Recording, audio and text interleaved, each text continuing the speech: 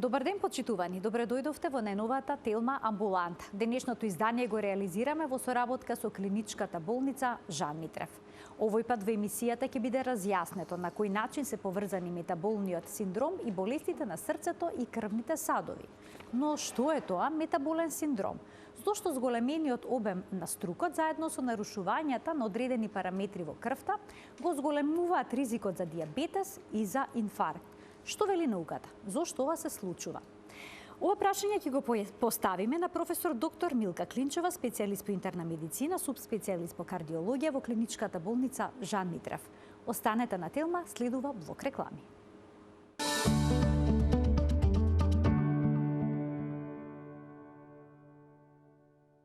Во денешната Телма амбуланта зборуваме за метаболниот синдром, чиј што основен симптом е стомачната дебелина.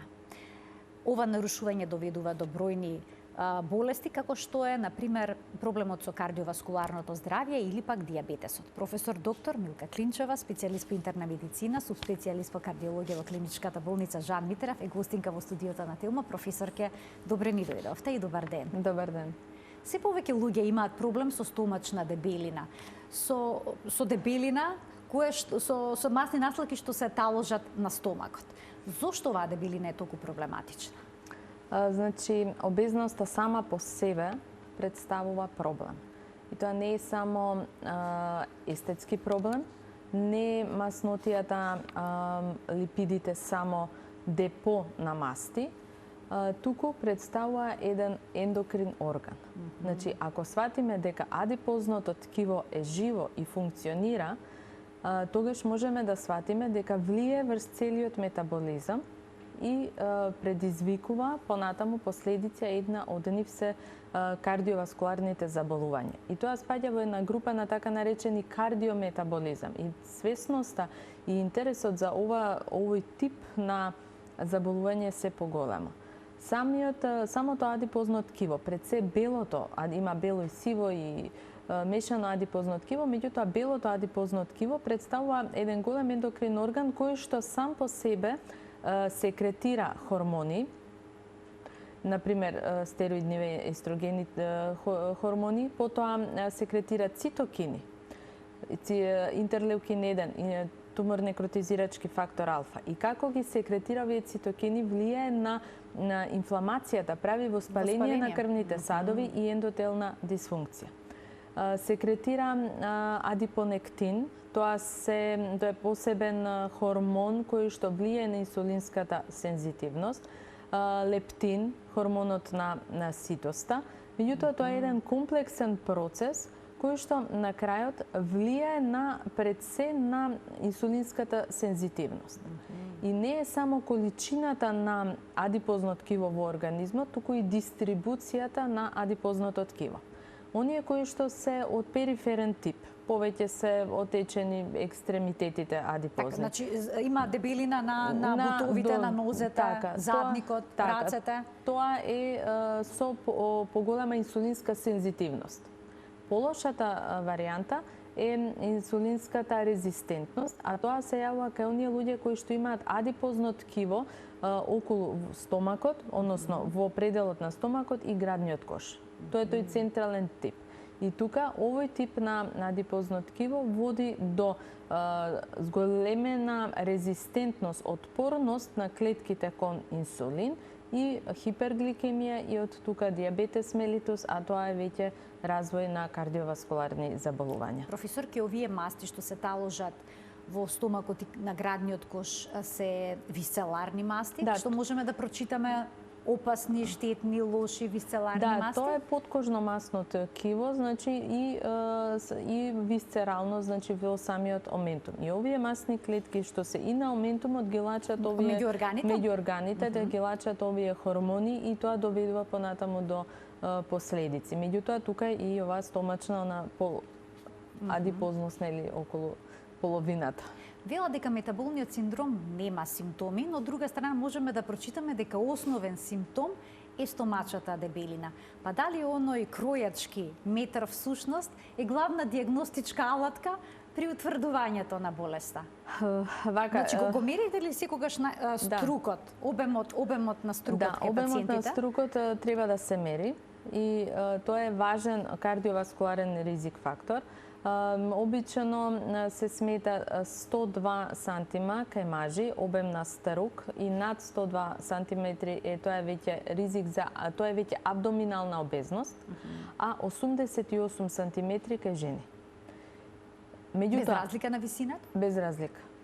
Значи 88 кај жени, 88 кај жени и 102 кај кај мажи.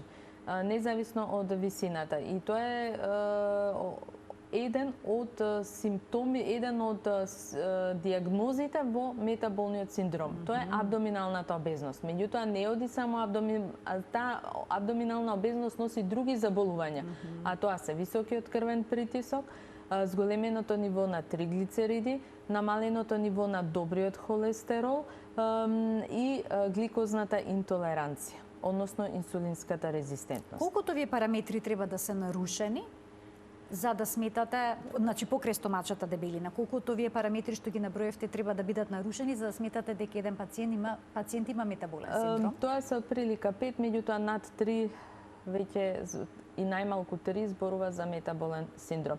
Но тие секогаш одат заедно. Не можете да имате стомачна дебелина, а да не очекувате дека има гликозна интолеранција. Тоа се оди заедно. Значи секој што има стомачна дебелина има гликозна интолеранција, Најчесто, односно покачен инсулин? Најчесто да. Сега има уште една дилема. Дали стомачната дебелина доведува до инсулинска резистенција, односно зголемен инсулин, или обратно, зголемениот инсулин пак доведува до стомачна дебелина? Тие се подржуваат едно со друго, меѓутоа првичниот тригер е абдоминалната обезност. Абдоминалната обезност е таа која што доведува до зголемено производство на некој начин на инсулин, зголемена потреба од инсулин, меѓутоа намалено врзување на инсулинот за клетките и намален влез на гликозата во клетките. Значи, ние имаме и хиперинсулинемија, и хипергликемија, а истовремено имаме помалку гликоза во клетките и нефункционален инсулин. И оваа инсулинска резистентност е всушност клучниот момент во овој метаболен синдром. И пациентите со стомачна дебелина го имаат тој момент. А кога инсулинска резистентност се развие, бидејќи тоа е дел од функцијата на адипозното стомачно ткиво, тоа води до повеќе гликоза во крвта, а зголемената гликоза води прво до гликозна интолеранција, до диабет и на крај до атеросклеротски промени и до развој на тромбоза, односно атеротромбоза. Самиот патофизиолошки механизам се состои во активација на тромбоцитите. И овие тромбоцити се поактивни, се активира коагулационата каскада, се активира создавањето на тромбин, а од друга страна добриот фибринолитички систем се намалува. И тоа е исто така последица на инхибиторот на плазминиот, на активаторот на плазминогенот кој се лачи од адипоцитите. Значи, се е тоа поврзано.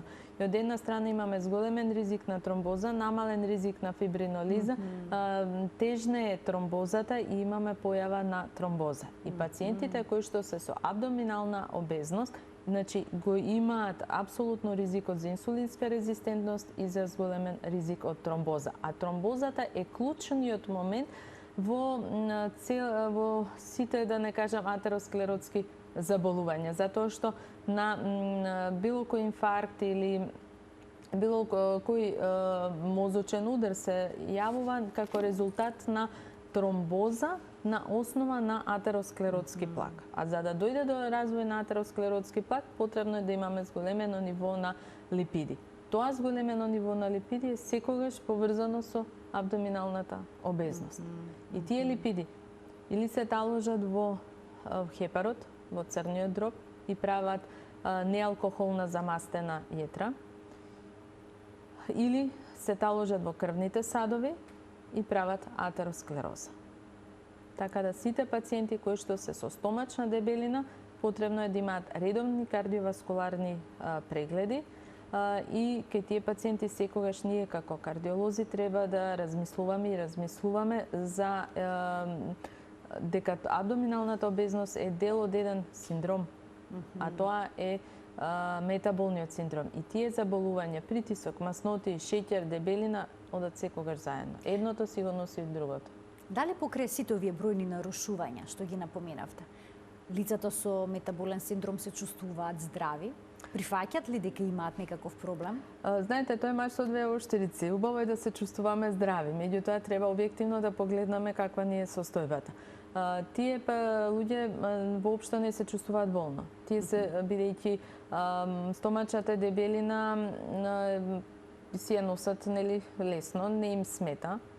Може би се и физички активни. И тоа е можно. Меѓутоа, притисокот, маснотиите, шеќерот, тоа се тивки убици. Тоа е група на тивки убици. Никој не ги чувствува се додека не станат многу изразени кога треба веќе, кога ќе ги донесат на доктор. Меѓутоа, одреден период претходно, тие во организмот го започнуваат процесот на атеросклероза и го развиваат. Така да пациентите кога доаѓаат на доктор, најчесто доаѓаат со последици од метаболниот синдром. Дали има одредени причини што доведуваат до таложење на масти околу стомакот или тоа е едноставно генетски предодредено?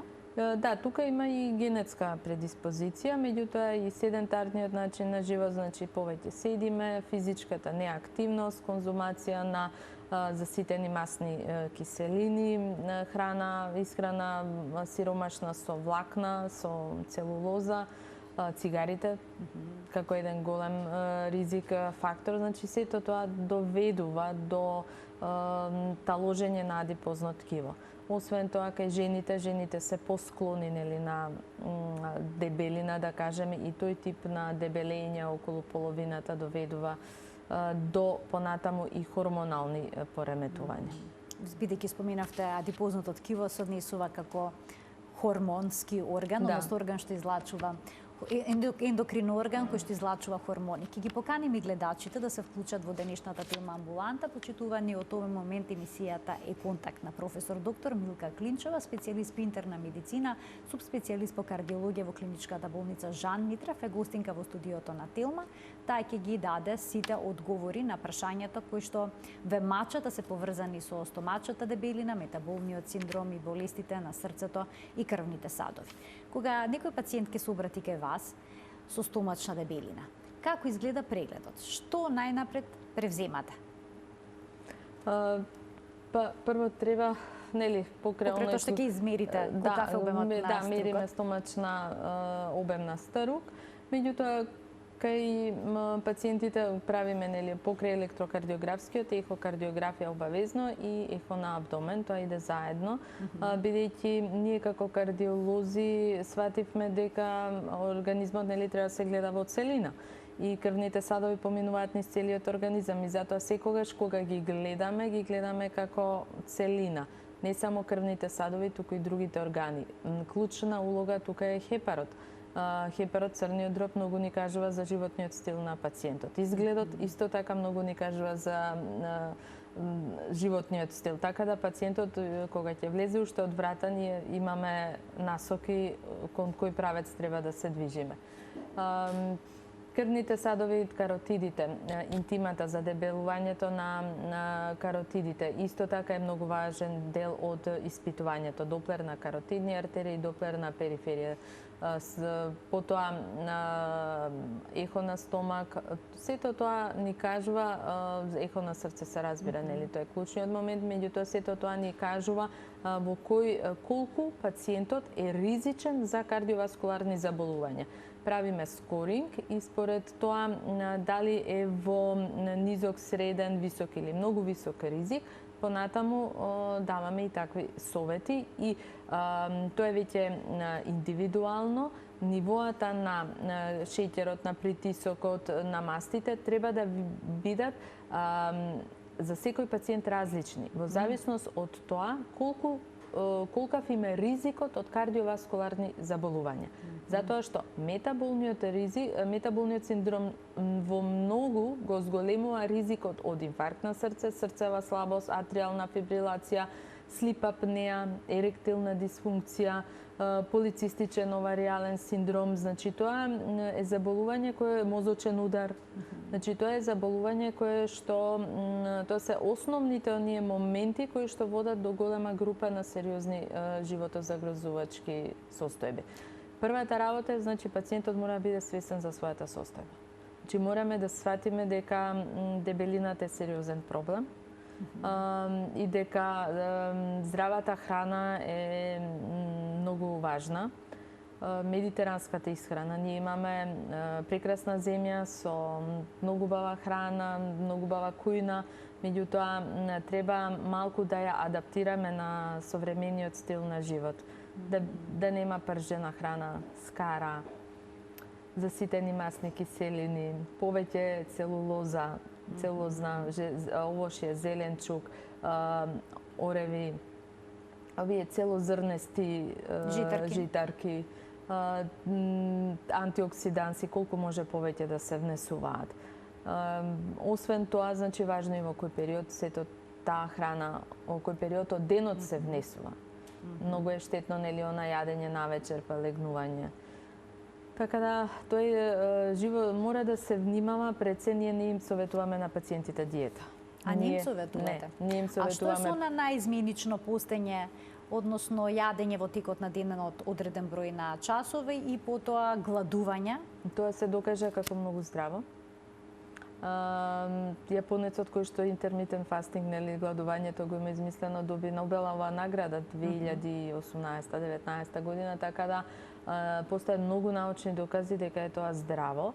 Меѓутоа пак треба да биде индивидуално, има некои мали групи кај кои што не одговара тоа гладување и затоа треба да биде во комбинација, нели, во консултација со најмалку со матичен лекар. Пациентите со дијабет исто тука треба да внимаваат на тоа. Меѓутоа има група, особено здравите луѓе, како превенција, сметаме дека интермитент фастинг е одличен за превенција на кардиоваскуларни заболувања и онколошки заболувања, бидејќи во тој 16-8 сега да не навлегуваме во тоа, има различни, меѓутоа има чистење на организмот.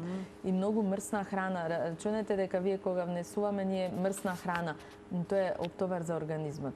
И нашиот метаболизам тоа се заморува, треба да ја свари. Многу повеќе енергија се добива од здрава, од полесна храна, отколку од тешка храна, бидејќи енергијата се троши за варење на храната. Така. И не ни останува на нас, а повеќе подобро е полесна храна. Така да, прво и основно е промена на животниот стил, не диета. Промена на животен стил, тоа е клучниот момент да сватиме. Не само 3 месеци, 6 месеци диета, туку да се вратиме на старо. Да се вратиме на старо, туку тоа треба да сватиме како наш нов стил на живот. Имаме гледачи, ќе ги вклучиме во програма со нивни прашања. Добар ден. Добар ден и среќен ден, Ане. Ви благодарам исто така и на вас. Голем поздрав на сите во студиото и на докторката. Благодарам. На 70 годишна возраст сум. Така? Висока сум 1,70 м. Од позади да ме гледаш, нема да кажеш дека сум дебела. Ама напред бев едно известно време во Америка на гости кај братучетка ми. И тамо седи, јади, вози се натаму наваму. Требаше да поседам уште повеќе, ама јас климата не можев да ја прифатам. Се вратив, откако се вратив, јас во стомакот и тука испод градите. Али така. Пијам многу лекарства. Ми открие кога се вратив и тироидна, Така? и спанделоза, нозете ми откажа, кичмата, кила на желудникот ми најдоа. Значи многу проблеми. Гастрит ми најдоа. Но и стомачна Не дебелина јадам меѓу другото, колку што ве разбрав. Не јадам масно, не пијам газирано, не пијам кафе, сама сум, сама живеам. Кога јадам, кога не јадам. И идам по контроли, да ослабнеш. Како да ослабнам јас? 2 пати на ден ке јадам. Така, ова е интересно прашање. Ви благодарам за вклучувањето во програма. И многу се плашам од тие мозочни удари, од тие звучење во ушите, тинитусот што го имам. Притисокот ми варира. Така, значи имате бројни проблеми. Ви благодарам за вклучувањето во програма. Не знам дали сето тоа може да биде поврзано, професорке, со стомачната дебелина? Да, апсолутно тоа е поврзано со стомачната дебелина. Ова е еклатантен пример, затоа што таа стомачна дебелина после тоа прави проблеми на рветот. Па имаме проблеми со нозете, како не се движи, така повеќе се зголемува дебелината. Колку е поголема дебелината, не може да се движи и влегуваме во еден циркулус вициозус. Јас би ја поканила гледачката да дојде на преглед, нели, да видиме што можеме да помогнеме. Најлесно ние нас да го кажеме ослабни, меѓутоа кога човек не треба да се здебели, затоа што кога ќе се здебели, после тоа слабењето е многу тешко. Има ли вистина дека тие што имаат инсулинска резистенција слабеат на вистина многу тешко? Многу тешко се слабе. Особено ако е во комбинација со штитна жлезда, со хипотиреоза, слабењето е многу тешко. Јас знам дека е тоа многу тешко, јас само би и посоветувала на гледачката истреност. Добро е што јаде 2 пати дневно, значи би препорачала сабајле во 8, вечер во 16 часот и потоа ништо да не јади и она што е основно, да не се мешаат јаглехидрати и протеини. Значи или ќе јаде јаглехидрат со салата, или ќе јаде протеин со салата, месо со салата. Да нема пржена храна, па дури ни пржени пиперки. Дури ни тоа. Да, тоа што подобро е изедете сурова храната, овошето и зеленчуко да бидат свежи, а тоа што мора термички да се обработи, нека биде или испечено, или сварено, или на пареа. Значи што помалку термичка обработка на пржена храна. Се разбира, еднаш 2 пати у годината не е проблем да се сгреши, меѓутоа тоа се знаете, за празници доаѓаат убави моменти, нормално е човек да се опушти, тоа е убаво. Меѓутоа секојдневието да биде во таа промена, да кажеме, на животниот стил. Така да ако и помогне малку на гледачката, компир, ориз никако. Тоа е главното, без компир, без ориз, без овие што се тестенини. Тоа што всушност ние си ја темелиме из храната. Тоа најмногу се дебеле од јаглехидратите, значи пити, буреци, гевреци, тоа што се јаде за доручек во Македонија, за жал. Уште еден гледач ке вклучиме. Добар ден. Ало, добар ден. Повелете во програма сте. Најубаво на вас и на докторката. Па би сакал да ја прашам некако околу проширена аорта. И ми ја детектира при еходиагностика лани. Па не знам сега како беа димензиите, но мислам дека во лесна форма. И понекогаш знае притисокот да ми се покачи при возбуда, а иначе нормален ми е, меѓутоа ми дадоа вал од 80 мг да пием. Па би ја прашала и докторката, бидејќи со оглед на тоа дека претходно ми правила диагностика, а сега за време на короната незначително малку покачив килажа, бев по-неактивен. Од што би можело да биде причината за зголемената на аортата и што ќе ми каже препораки, што да пазам и така натаму, што да исследувам во иднина и така натаму. Благодарам. Така, ви благодарам за вклучувањето во програма. Да, проширувањето на аортата или дилатацијата е сериозна работа и треба сериозно да се свати. Затоа што тоа е всушност истенчување на зидот на аортата. Доколку дојде до големо истенчување на зидот на аортата, може да прсне или да се раслои зидот и да направи дисекција.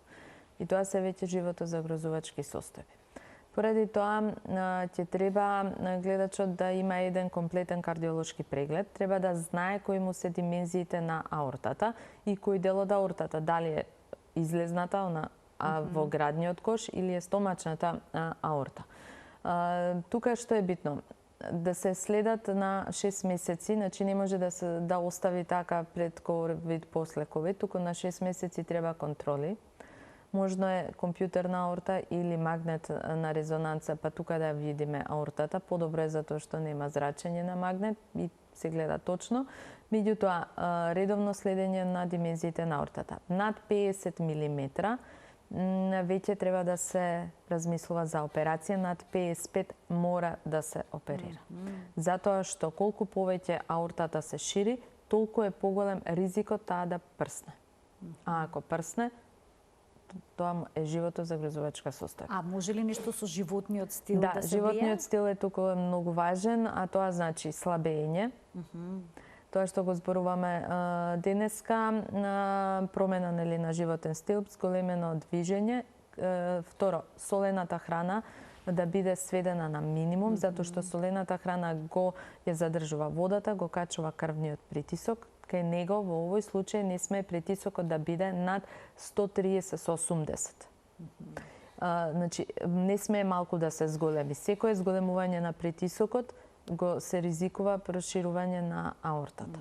Така да намалена солена храна, мрсна храна, зголемена физичка активност, тегови, тешко не смее да се дига, редовни кардиолошки прегледи, за почеток, ви реков, ехокардиографија плюс компјутер или магнет, зависно од тоа колку е проширена аортата, и тука зависно од димензиите, зависи дали е аортната, ако е асцендентната аорта, дали е тролисна или дволисна. Ако е дволисна бикуспидна аортна валвула со две ливчиња, тогаш веќе над 45 мм треба да се оперира. Ако се работи за личност која што е елонгирана, така наречен Марфанов синдром, тогаш веќе размислуваме и на 45 мм да оперираме. Така да тоа е све индивидуално во принцип. Да не кажа гледачот дали пуши цигари, цигарите веднаш да се отстранат доколку ги пуши, затоа што цигарите делуваат на атеросклерозата, на ѕидот на аортата и доведуваат до руптура, особено кај стомачната аорта. Така да цигарите да се остават, да се ослабне, да се зголеми физичката активност и редовни кардиолошки прегледи. Стомачната дебелина влие, адипозноста, метаболниот синдром го зголемува ризикот од заболување на аортата и компликации од аортата. Уште 20 гледачи имаме, ќе ги вклучиме во програма. Добар ден за првиот од нив. Ало? Повелете, ве слушаме во Добар програма ден. сте. Добар ден. Да прашам докторката. Ало? Така ве слушате ме? слушаме, го следиме, Јас го сум- очекуваме вашето така? прашање. Добро. Јас сум... Ние се бркаме некој или јас сум тоа? Да, вие сте, сакавте, Добро. предпоставувам да кажете да... Јас сум... имам лупање на срцето. Аха. Многу ми лупа. Разболех се многу пред това, јавам со Делчева.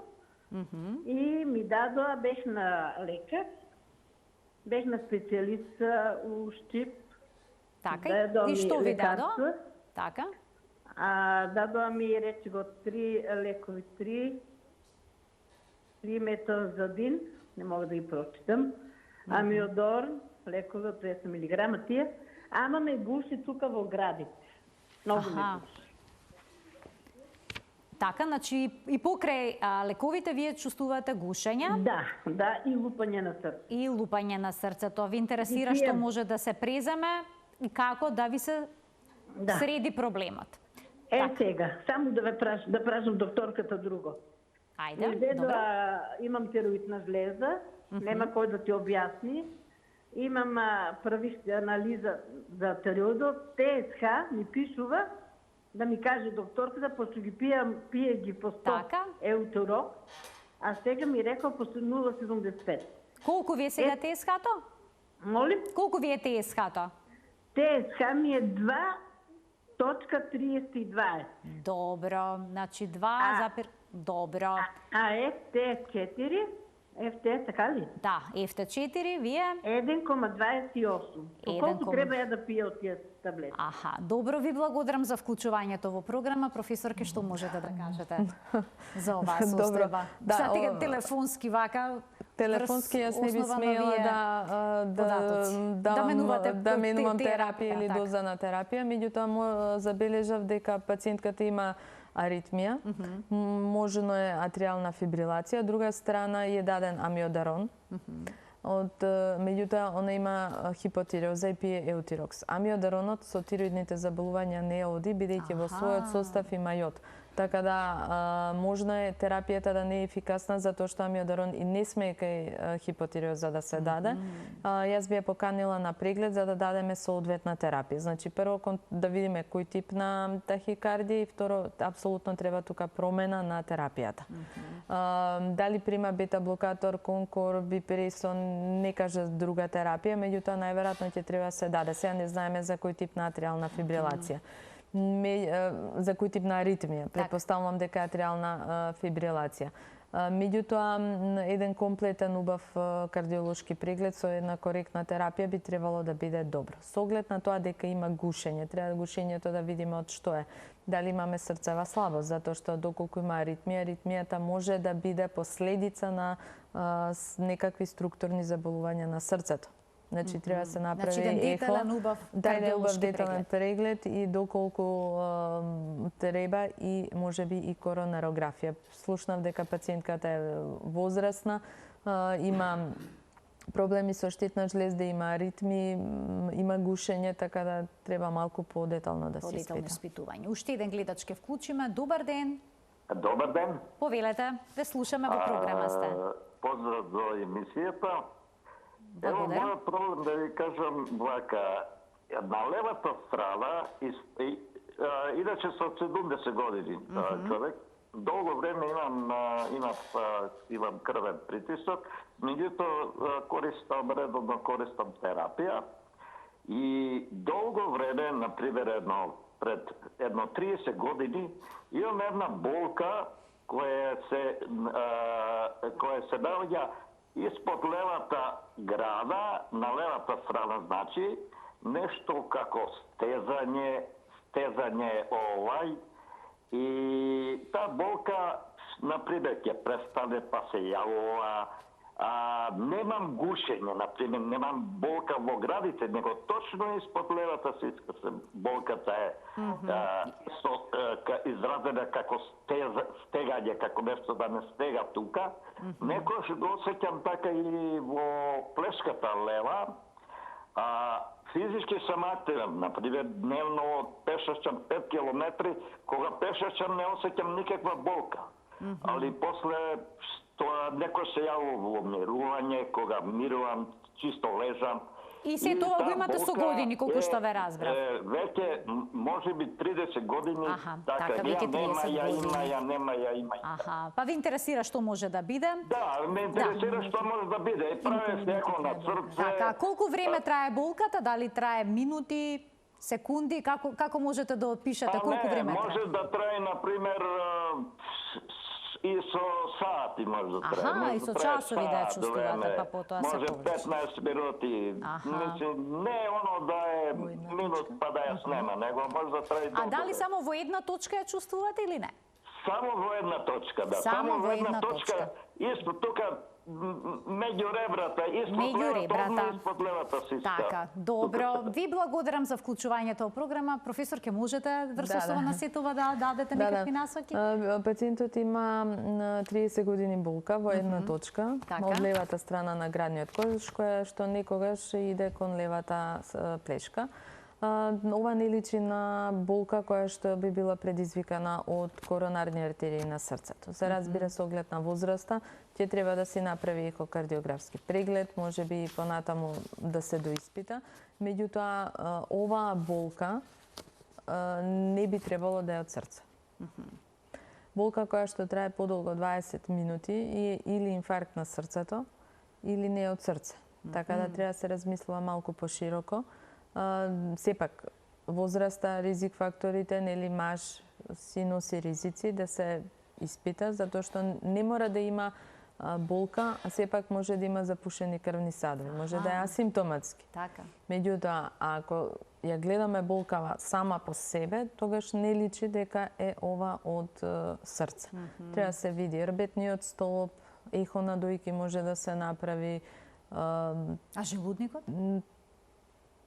Тешко. Па, не, може, меѓутоа нема да биде една точка, обично иде по ретростернално, па од доле нагоре. Тоа вака во една точка повеќе мускулоскелетен систем, меѓутоа пак треба да се испита сега да се разбере. Не може врз основа на разговор телефонски точно да се потврди зашто се работи, секогаш е потребно да испитување. било до срце, до сега ќе имало еволуција. Так, јасно. Така. Ова е болка која што трае сати, не би требало да е од срце. Имам уште еден гледач, професорке. Јас се надевам дека ќе успеам да поставам уште некои од прашањата предвидени за денеска, но секогаш гледачите се тие што добиваат предност. Добар ден. Добар ден, дали сум јас на линија? Да, вие сте во програма, ве слушаме. И го Ве очекуваме поздравувам вашето прашање. И би сакала да ја замолам докторката, ако може да ми одговори. Пред 10 дена почина кај нив пациентка од внатрешноста. Дојде во животозагрозувачка состојба со прсната аорта.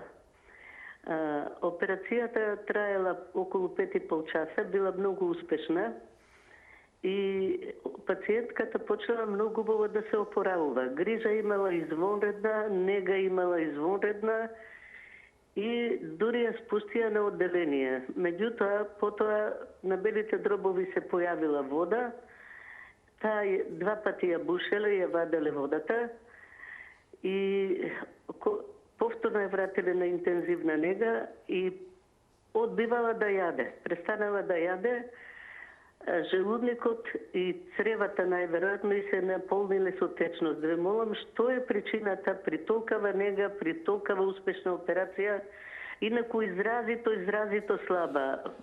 Мислам, коска и кожа, буквално, од последните 20 години. Така. Примете сочувство најнапред и благодарам за вклучувањето во програма. Ова се... Да, ова е многу ми е жал и мислам дека знам за кого се работи. Прво, аортата, и тоа беше тешка операција и многу сериозна операција, меѓутоа тоа не е само пукнате само еден дел од аортата, пукнате цела аорта, а ние го заменуваме само едниот дел. Меѓутоа, флепот си продолжува надоле, а од тој флеп, од таа десцендентна аорта и абдоминална аорта искачаат артериите за стомачните органи. Сега не знам детали, меѓутоа по ова што ми го кажа гледачката и по тоа што сум информирана, најверојатно се работи за, предпоставувам сега, нели тоа треба да видиме, за мезентеријална тромбоза. Тоа е нешто што е природен тек на болест, за жал. И тоа можело да се случи и за месец дена, и за 2 месеца. Тоа е нешто што ние тука и покрај сите лекови, и покрај се не можеме да влијаеме.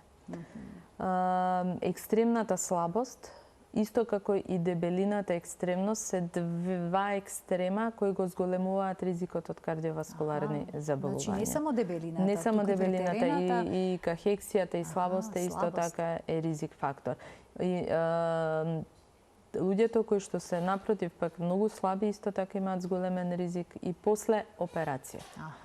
Така да ова се големи тешки операции. Ние затоа зборуваме, затоа идеме на превенција. Превенција, затоа што смртноста од аортата е навистина сериозна животозагрозувачка. Многу луѓе сме спасиле, меѓутоа за жал мал е бројот, но се присутени и тоа е медицината, тоа е дел од животот. За жал секаде е така и кај нас.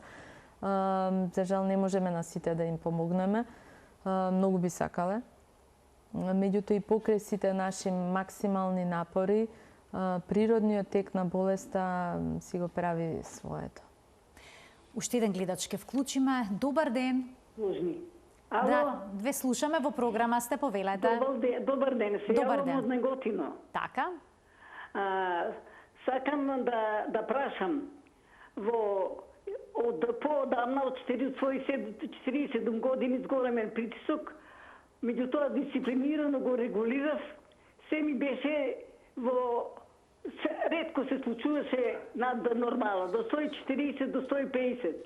Сега нагло па почна да ми паѓа, сум особа во надвинати години, 83 години, меѓутоа сега се плашам со пред да ги испием опцињата, ги пием толку редовно, сум дисциплинирана, меѓутоа ми се јавува некоја жешина во лицето наеднаш и ми се појачаа ритмите на срцето, а се притисокот ми е низок. А порано имав Колку низок? Нормала, Колку низок? најмногу до 150, кој се каче го осеќав. Аха, сега колку ви е? До 150 нема стигнато. А сега рековте дека ви е Редовно низок. примање на Колку ви е? терапија. Сега рековте дека ви е низок притисокот. Што значи тоа низок? Колку? Сега понизок, до 105, 120, тука ми е 105. 105. Најмалку што може да биде. Добро. Neki беше и со 66. Така, и не се чувствувате добро, тежина во лицето, срцебиење, колку што ве разбрав. Откако ќе ги спиете апчињата, ако добро сватив, така? Живе. Така, добро. Ќе ме јаве таа жестината и добивам тахикардија на срцето. Мала. Амлопин или Еве професорката има Кратко. прашање до вас, повелете. Дали пиете амлопин или кордипин? Пием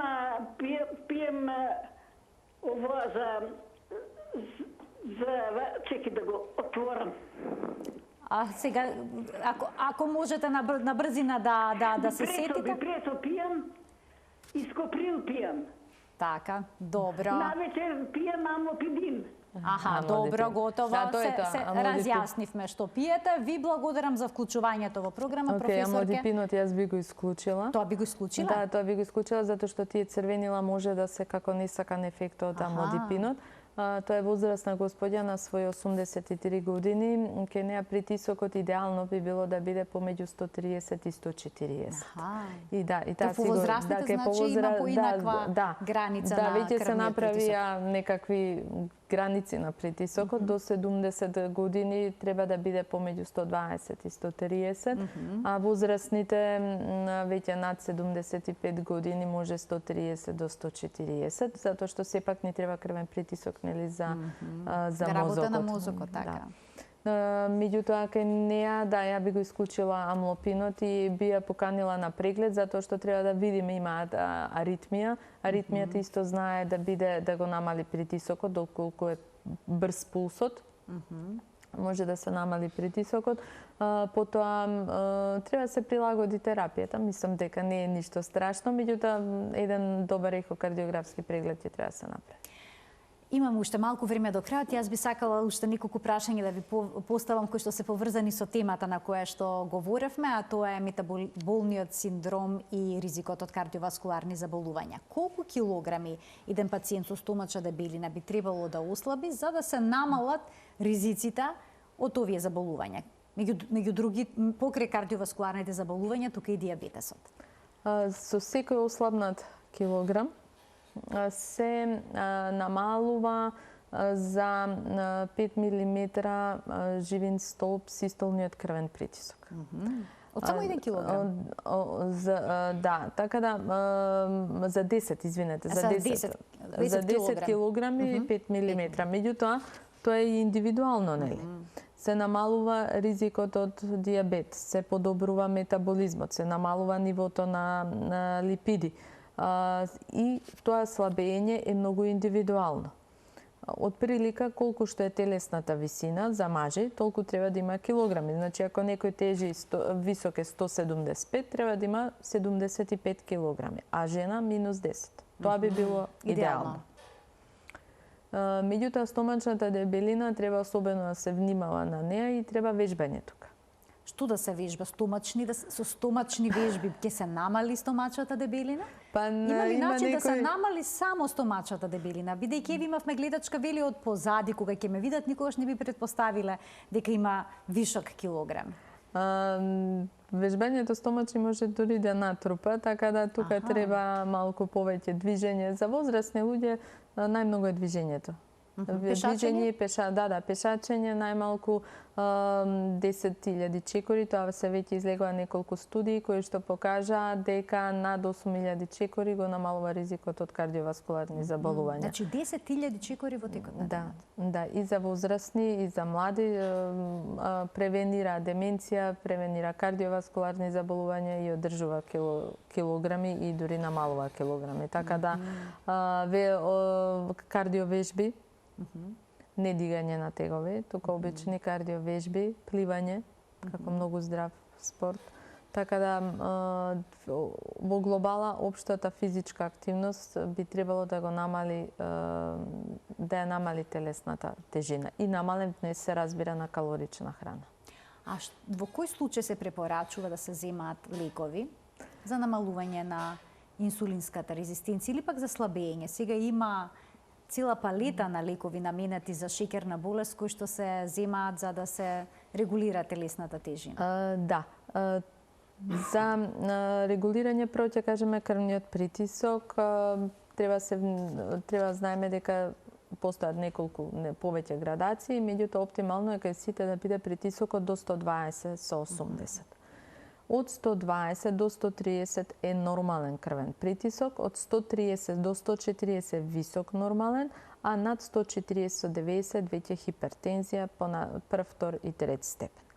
Веќе зависност од ризикот од кардиоваскуларни заболувања, правиме скоринг и во зависност од ризикот ние се одлучуваме дали да почнеме со терапија на висок нормален крвен притисок или ќе го чекаме да направи висок крвен притисок. Доколку имаме пациент што е со метаболен синдром, пуши цигари, седи, постојано е под стрес, во амбуланта може да има притисок 130 со 80, меѓутоа на работа може да му биде и 150 со 80, тогаш препорачуваме и 24 часовен холтер и се гледа просекот и доколку тој просек е над 130 со 80, во текот над 24 часа почнуваме со терапија. Така да, сите тие проценки кога треба да се почне се пред се индивидуални, после еден комплетен преглед, кога се гледа доплерна каротиди, срце, состојба на хепарот, другите крвни садови и лабораториските параметри. Втората работа се маснотиите. Липидите треба да бидат под одлична контрола. Ако имаме пациент кој што е со многу висок ризик за кардиоваскуларни заболувања или со веќе докажана атеросклероза, ЛДЛ-от треба да биде под 1,4 милимоли на литар. Доколку има висок ризик, ЛДЛ-от треба да биде под 1,8. Триглицеридите. Во последно време излегоа неколку студии кои што покажаа дека се исто така голем ризик фактор за кардиоваскуларни заболувања. Триглицеридите треба да бидат под 1,7 или кај помалку ризични можеве до 2,3 милимоли на литар. Што ми имаме над таа, веќе треба да почнеме со лекови. Сега, тие лекови можат кај човек што има низок ризик од кардиоваскуларни заболувања, кој не е многу по кафаните, не е многу по седењето, можеме да му дадеме 6 месеци, 1 година природни лекови и тогаш да видиме дали ќе се регулира. Ако се регулира во ред, ако не, тогаш треба да се почне со статините. Нема штета од лекови, има штета од овие природни тивки убици. И за дијабетот, значи сите пациенти со стомачна дебелина мораме да ги скринираме и со замастена јетра. Мора да имаат скрининг за шеќерна болест. Пред дијабет се смета кога е нагладна од прилика 5,6 до 6,5. Се прави тромесечен шеќер, ако треба и други додатни испитувања, меѓутоа се следи пациентот и треба навреме да се почне со терапија. Некој ќе добие инфаркт или мозочен удар. Треба превенција. Некој ќе прсне аортата. Треба превенција. Клучна превенцијата и заштитата на здравието. Да, затоа се овие емисии, затоа зборуваме да не дојдеме до компликации. Или веќе, ако генетски постои предиспозиција да таа компликација се за 10-20 години се одложи. Не е исто да се добие инфаркт на 40 и на 60 или на 80 години. Така да превенцијата е клучна во метаболниот синдром. За слабењето, да, во последно време има многу популарни лекови, меѓутоа ниту еден лек во светот нема магично стапче. Не е магично стапче. Ниту ние докторите сме магионичари. Значи, да, има GLP-1, тоа е на цела група на лекови, ги има и во Македонија. За жал, мислам дека повеќе одат приватно отколку државно. Се плаќаат, пациентите си се боцкаат, си примаат терапија, но едни слабеат, други не. Разликата е во физичката активност. Так, не значи физичката активност и промената на животниот стил повторно се клучени. Не лекот. Така, значи да заклучиме. промена на животниот стил како дел од превенцијата за заштита на здравјето меѓу другото и од метаболен синдром и болести на срцето и крвните садови. Професорки, ви благодарам многу за вашето денешно гостување, што одговоривте на вистина многу прашања и на гледачите, но секако и наши. Ми беше задоволство, секојаш убаво во вашата емисија и би сакала да им честитам Божиќ и новогодишни празници на вашите гледачи. Посакам пред се многу здравје, да ги слушаат советите, да ги применат и се гледаме следната година. Професорки, и вам ви посакувам се најубаво и среќни празници. Почитувани, ова беше уште една емисија реализирана во соработка со клиничката болница Жан Митрев. Ви благодарам за вниманието со кое што не следевте, ви посакувам пријатен ден.